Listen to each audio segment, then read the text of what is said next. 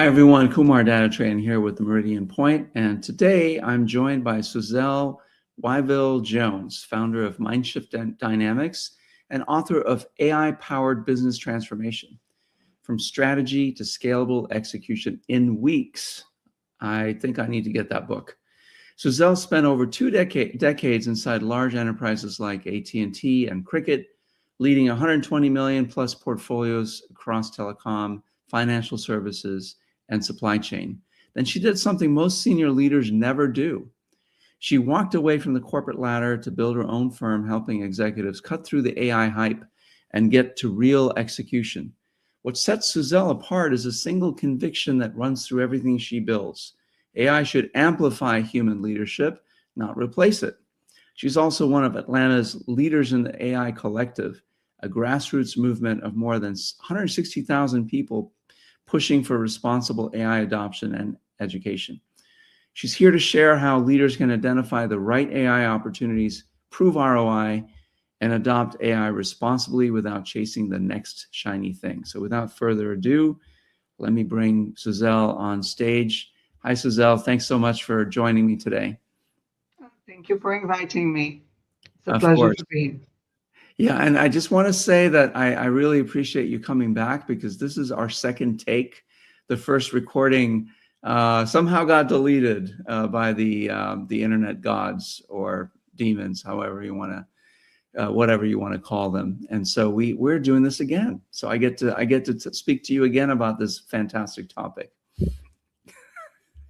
I I am always ready to talk about this. So All right, so we'll start with, everyone wants to say that every executive wants to say that they're doing AI, but most people can't really articulate the actual business problem they're solving.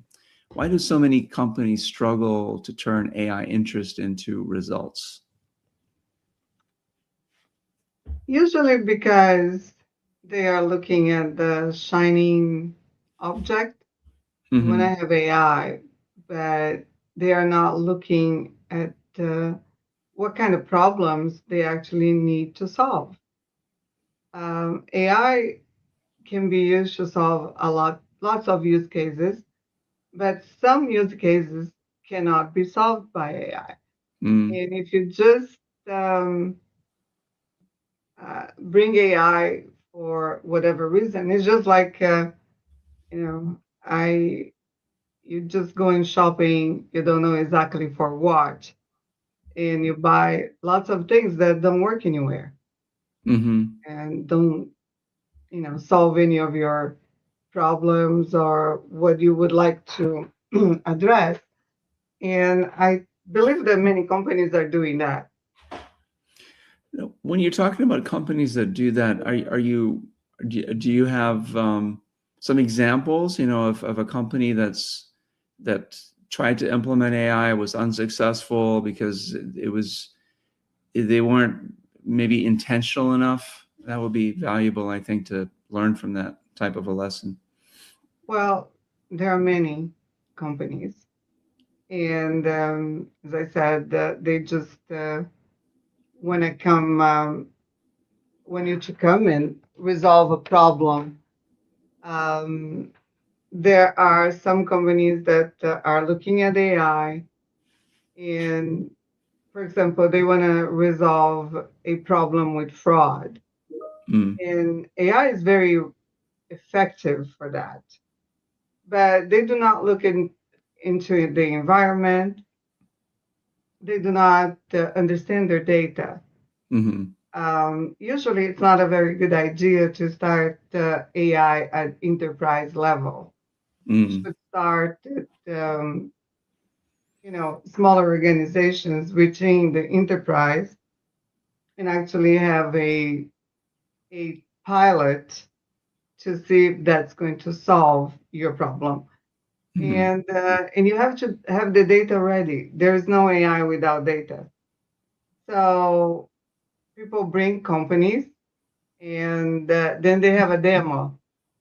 And of course, demos work Yeah. because you have synthetic data. So everything is perfect. Everybody comes and everybody is delighted.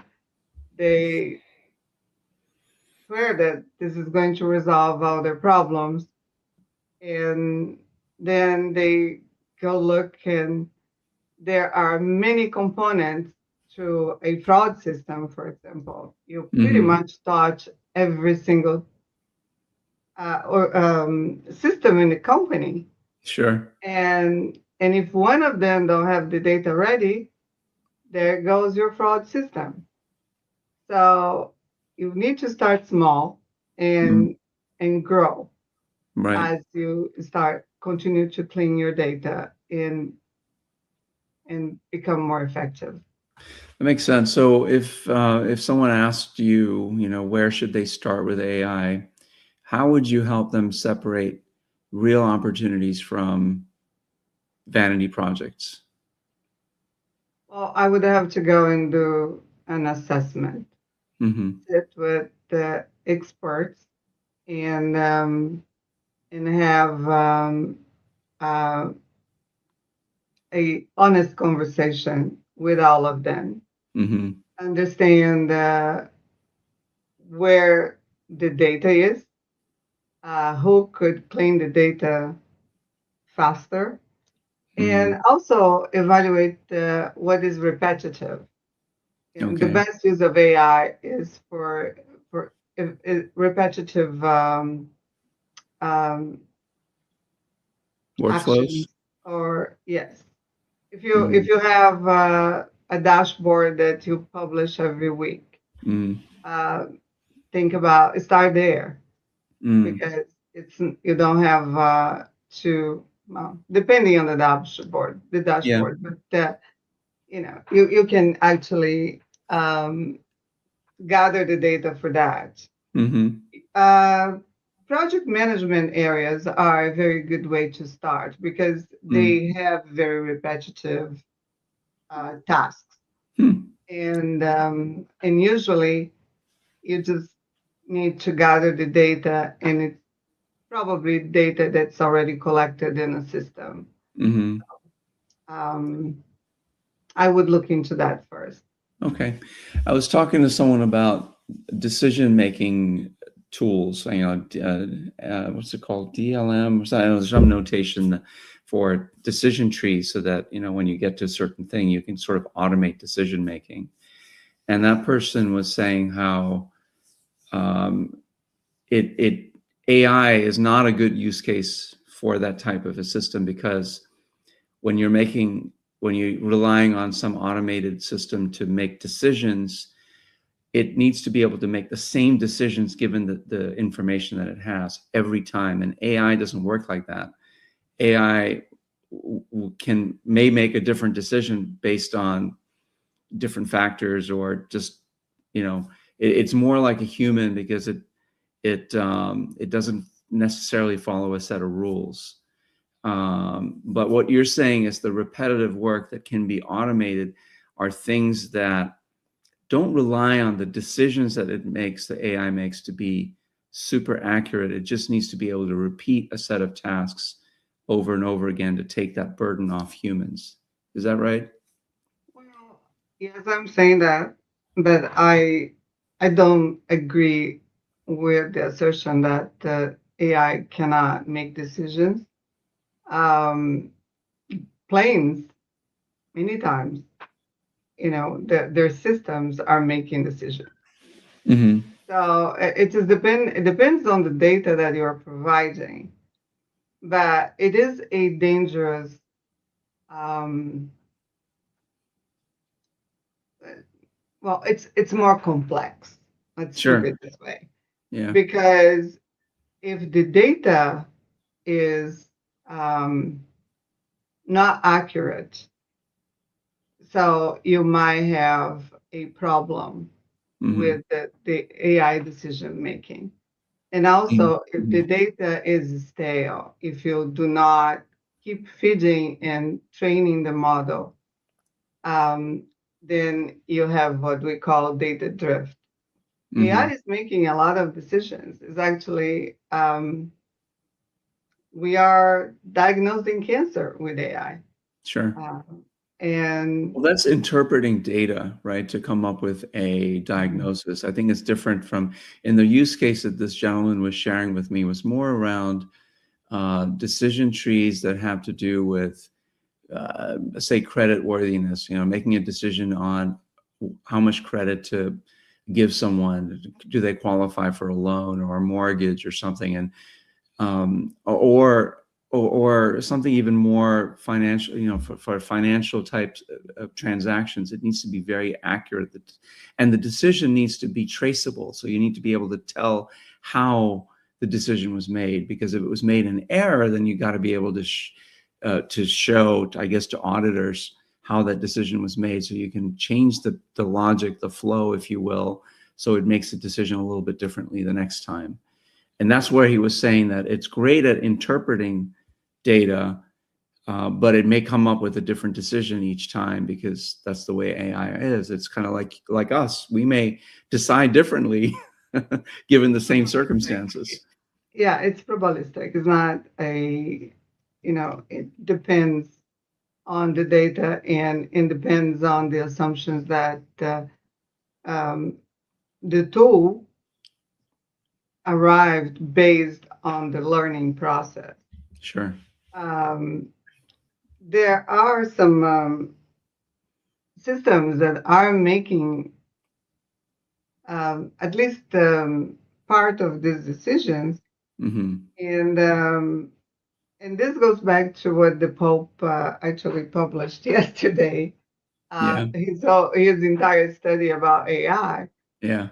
AI can be very biased. Yeah. And in the case that you just presented, we have a bias system, credit system, right? Yeah. Based on very different factors. And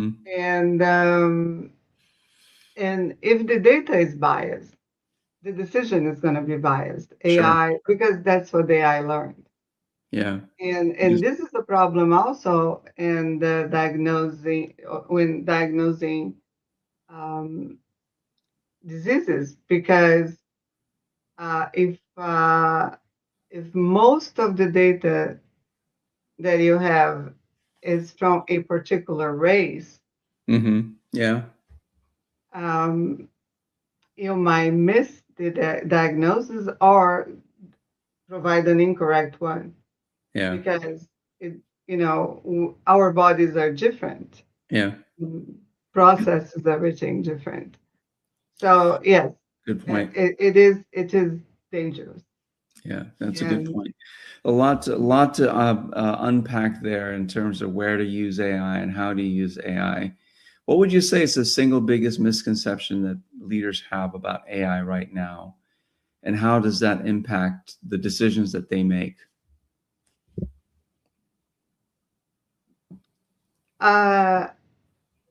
Again, I do believe that leaders are assuming that AI can solve everything, that we don't need humans anymore. And we keep hearing about the number of people being laid off because people are saying that AI is going to substitute them. I think this is going to be, kind of turn around at some point very soon. Yeah. Because we are not at a point yet that AI can substitute human decision, human interaction. And I don't think that we ever will. Yeah. So I do believe that we are going to see some changes on that. But there is a belief now that AI can solve everything, and that's not true. Yeah, I agree with that. You mentioned something about just a few minutes ago about projects, like it could eliminate some of the repetitive project work. How do you think that's going to affect the jobs, if you will, for project leaders, project managers? And what should they be doing right now to stay valuable if some part or maybe large parts of their work can be automated? Well, the part of project management that can be automated is the part of project management that every project manager wants automated. It's the boring part. Yeah. This is the reporting. Um, but project managers should be learning how to manage AI projects because they are very different Hmm. from the regular software development. Mm. Uh, AI projects pretty much start when you deploy the product because you are going to start feeding the the model, and you actually have to be kind of a machine learning engineer, Mm. ops engineer, that is making sure that the data is not drifting, that because AI can give you results. For example, I load the data today, which in 60 days the data will be stale, right? Yeah. But the report is going to be there, the same. It's going to be populating the same day. I don't know. That is wrong. But the Mm. data is incorrect. So this is one of the dangers because right now, when things break with software, you know that there is a problem because nothing is working. With Hmm. AI, you're not going to find out until someone notices, well, there's a problem with this data. Mm. And project managers need to start paying attention to that. One of the issues that we are having with project management in the AI field is that project managers are managing artificial intelligence projects the same way they used to do um, regular software development. Hmm. So 86% of the projects are failing right now. Mm. So basically, an AI project should be managed differently. It should be more what? More iterative, uh, Mhm. more agile. Would you say? More agile. Actually, this is the word. This is Yeah. where we are going to go back into agility because agility got a little bit of a bad reputation, not because agility is not good, it's because many companies were changing people's titles but not changing the process. Yeah. Yeah. And so now we are going to have to adopt through agility. If Mm. not, there is no success. Yeah. That's interesting that AI transformation and agile transformations are sort of following a similar trajectory of failure at first, where AI projects really need that type of discovery approach, agile approach to be successful. That and agile is perfectly suited for that. So maybe there'll be a resurgence in at least thinking in that manner, in that way. You mentioned the Pope and his warning to humanity about AI. Mhm. Um, Europe is already regulating quite aggressively AI. US, not so much, right? It's the wild, wild west over here. Mhm. And most companies are in some state of um, AI awareness, I suppose. I mean, they're ones that sort of are like all in, they're trying everything, they're maybe on the wrong things, to your point. What does responsible AI adoption look like in practice? And what should, well, let's start there and then I'll go back to the US. Well, I believe that Europe is a little over-regulated Yeah. um, because when you regulate anything too much, you will stop creativity. Mm-hmm. Now, in the US, it's the other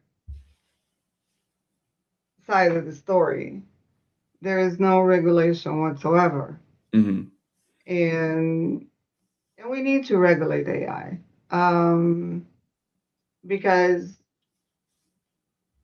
AI can do a lot of damage. Yeah. You can easily poison water, if you are using AI tools, and we have the drones. They are all AI powered.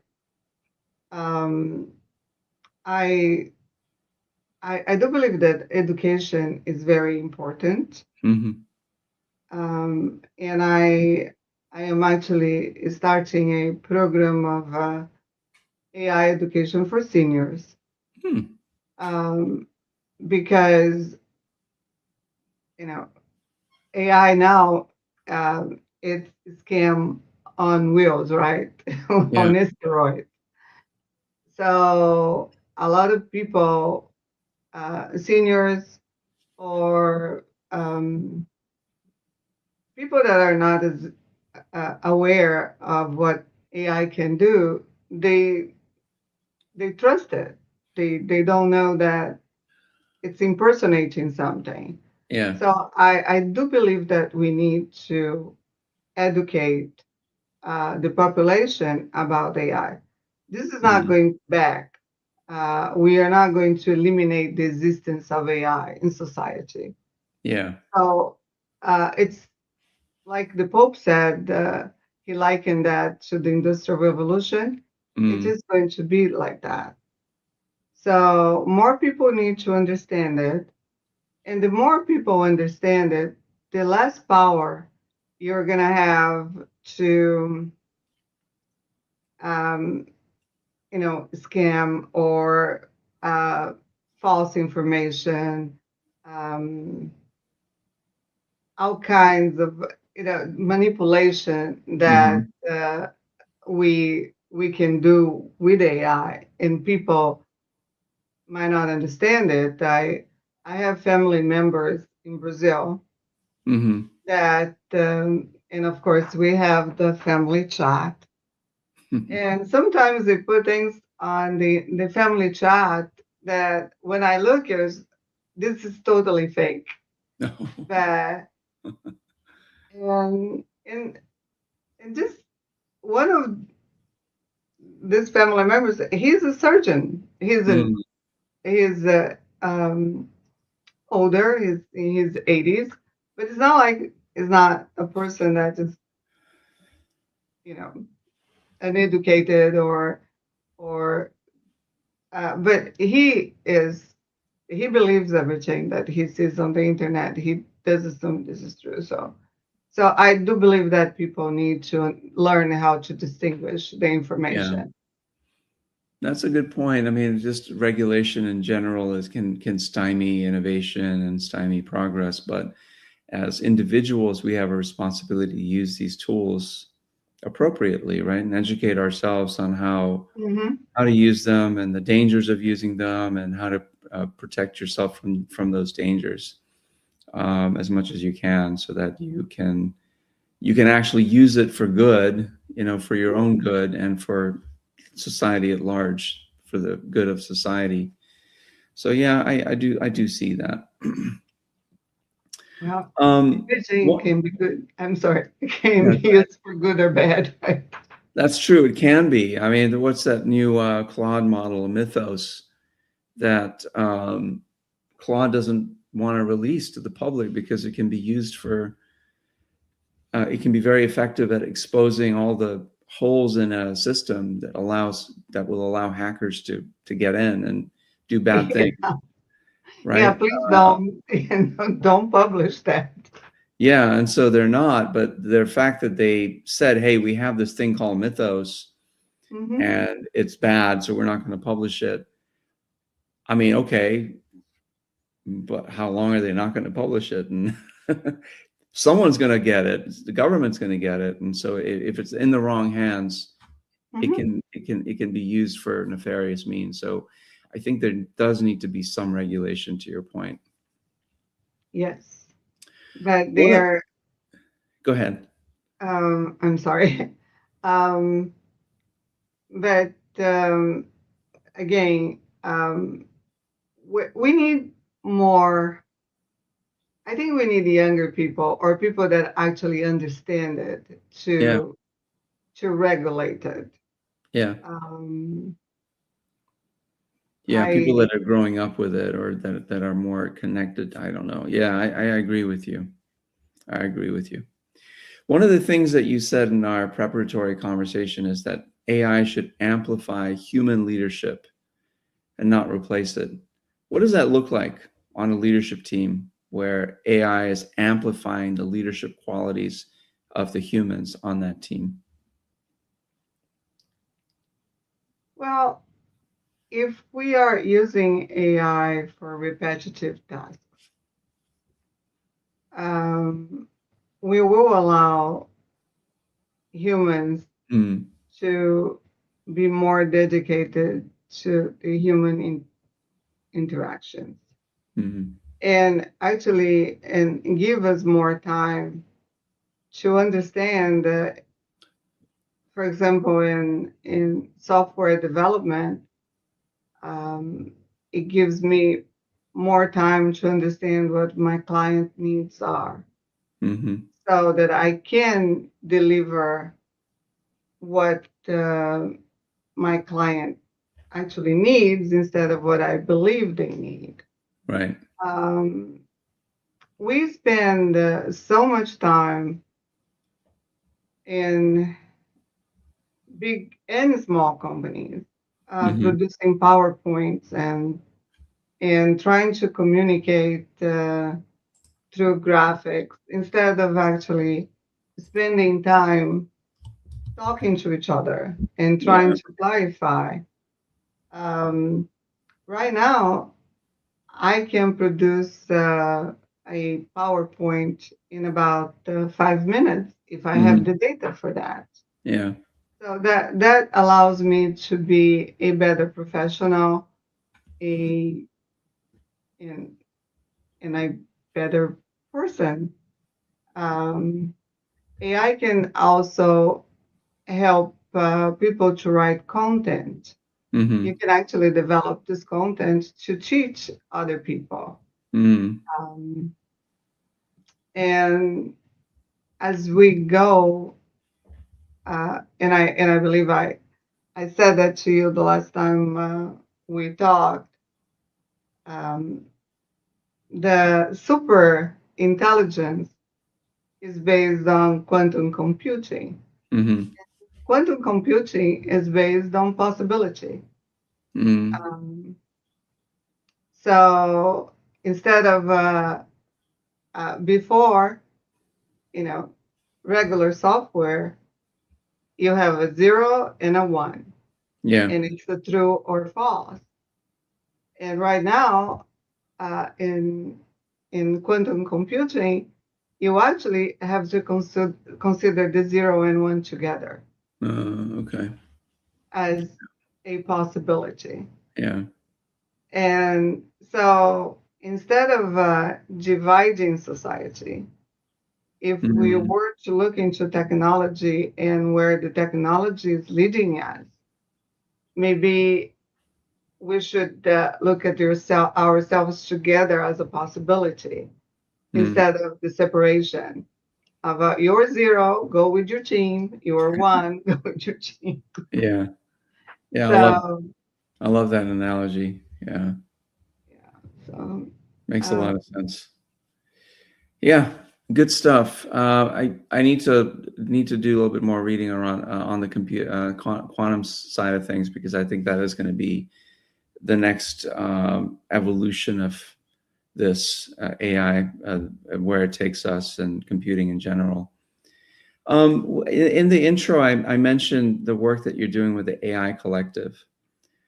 What is that, and what are 160,000 people coming together to do? actually, it's more now. Every month is growing. Mm-hmm. Well, AI Collective, it started by a group of very young people, and they call themselves the human side of AI. Okay. This is about educating the community, about bringing more people to talk about it, not just educating, but uh, actually trying to do exactly what I was talking about before. You know, when you have a lot of people understanding what the tool is doing, Mm-hmm. it becomes less dangerous. Sure.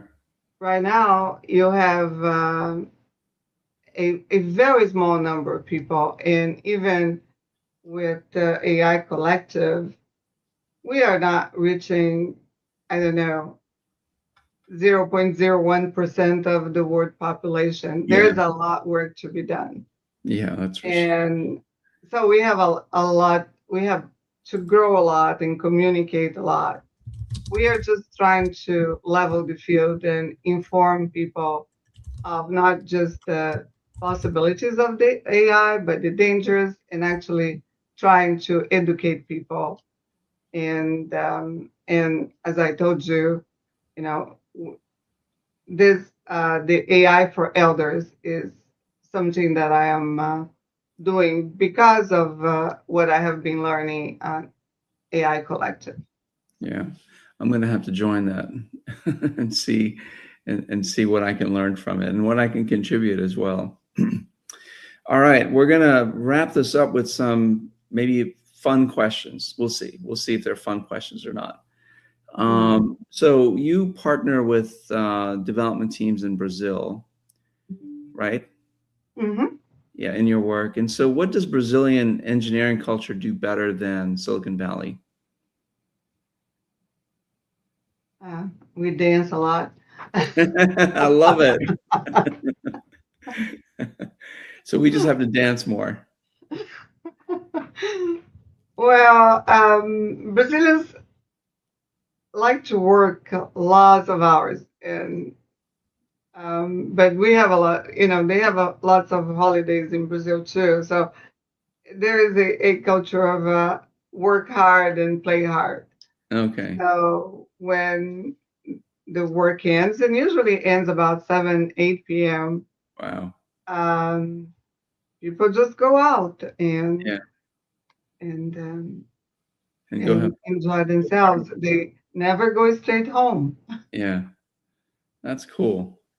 So you call yourself an introvert engineer who didn't talk much. Mhm. And now you're on podcasts and leading a movement.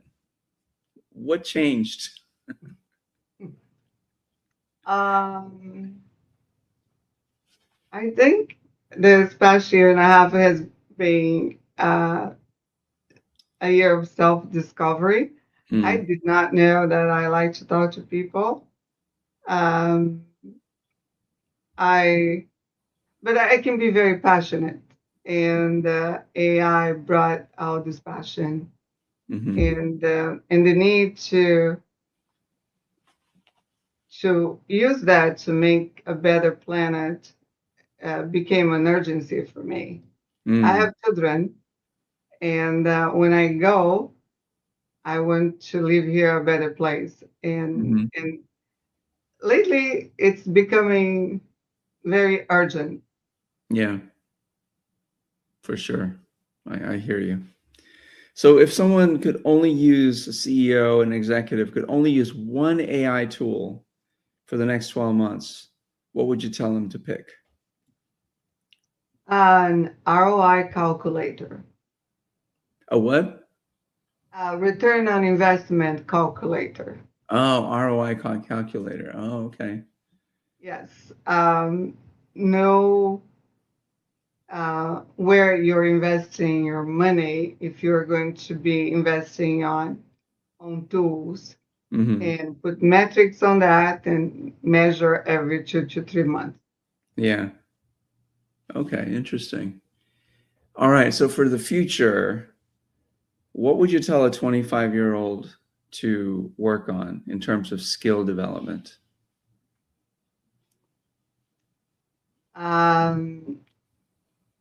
Learn to be either a machine learning engineer or well, do whatever you want, but do learn how to train models, Okay. because I believe that anybody can get into a doctor, can be a doctor, and also train machines for medicine. So I think this is a skill that is very important now. Okay, very good. Anything I didn't ask you you'd like to bring up? I don't think so. Okay. I have one more. Overhyped or underhyped? AGI in 5 years. What do you think? I think it's overhyped. Okay. The state of data in the planet is not conducive to this. There's a lot of it. Yes, but it's not organized. Yeah, that's true.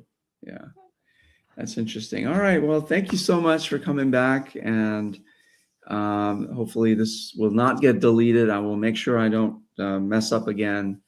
And I really appreciate your time and your sharing your views on AI and the future of computing, and how we use these tools to better ourselves and the people that we work with and all of that. So I really appreciate that. Well, you are most welcome. It was a pleasure. All Thank right. you. Thank you so much. Bye-bye. Thank you. Bye-bye.